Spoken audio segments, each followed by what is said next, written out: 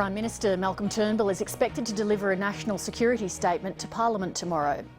There was perhaps a hint of its tone in his remarks to Parliament today, where he warned the fight against Islamic State won't be easy or quick.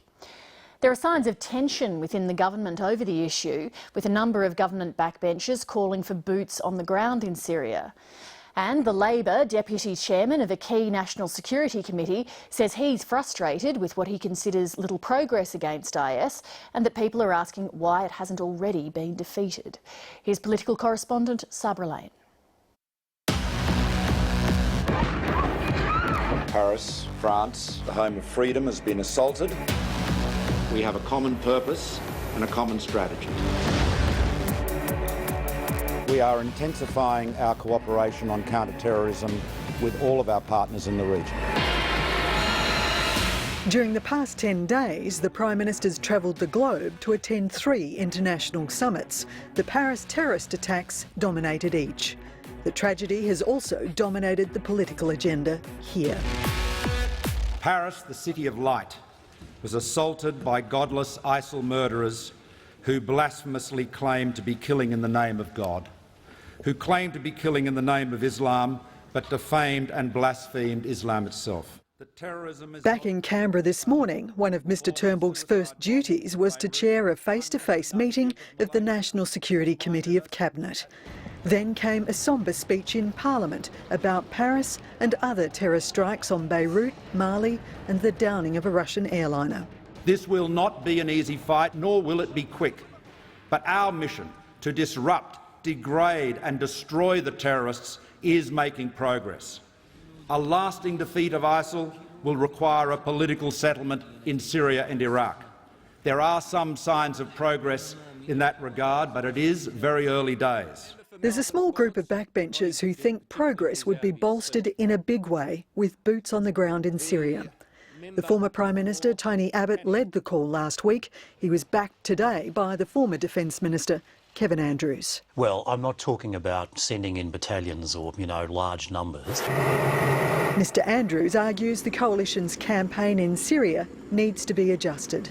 There are plenty of warplanes flying missions over Syria, but most, he says, return to base without having dropped any bombs because they lack guidance from the ground of what to target and when. It's a false choice between saying, let's just continue to do what we do, and some massive, large-scale invasion of Syria. There is an in-between position which is carefully calibrated, which goes after ISIL and its leadership, which would bring about a more effective response. Mr Morrison, what? The Treasurer, Scott Morrison, who sits on the National Security Committee, slapped down the former Defence Minister. Once again, I don't think anyone is suggesting that Australia should be acting unilaterally on these issues.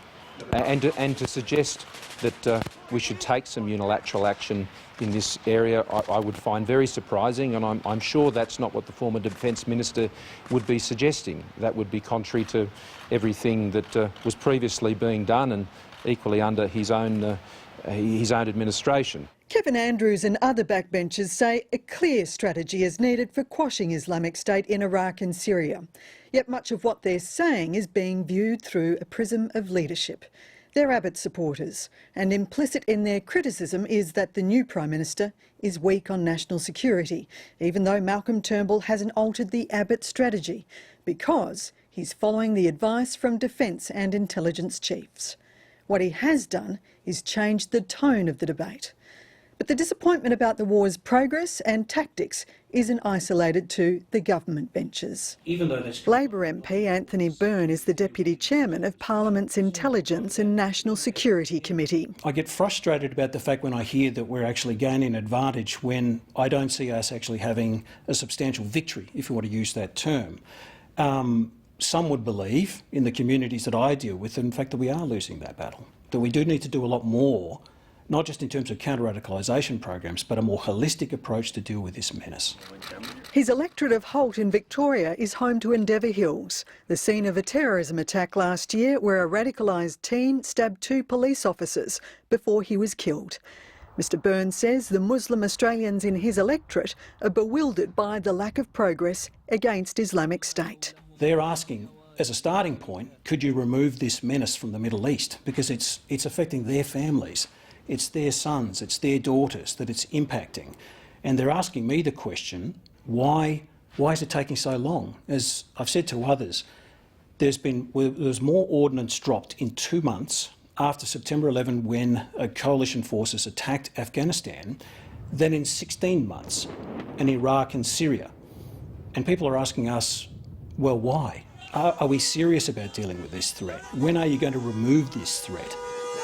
He wants governments all over the world to confront the ideology with a full-on debate about the value of Western democracies versus Islamic State. Which is what we did in the Cold War, and we need to do the same thing again. And democracy, it's not a perfect beast. The least worst form of government ever tried. Et notre plus forte solidarité. The nation will get more of a sense of what Mr Turnbull is thinking about the Islamic State threat when he delivers a national security statement scheduled for tomorrow. Anthony Byrne won't say if he supports the calls for boots on the ground in Syria. He says that is a decision for the government with other allies. He says Islamic State is a contagion, and he argues the longer it's not dealt with, the more people it will infect. We really do need to have a complete, cohesive, clear strategy, a cogent strategy, a strategy even with some form of time frame to how to deal with these people. And the Australian people, I think, deserve that. And I don't think the Australian people have got that. Sabra Lane.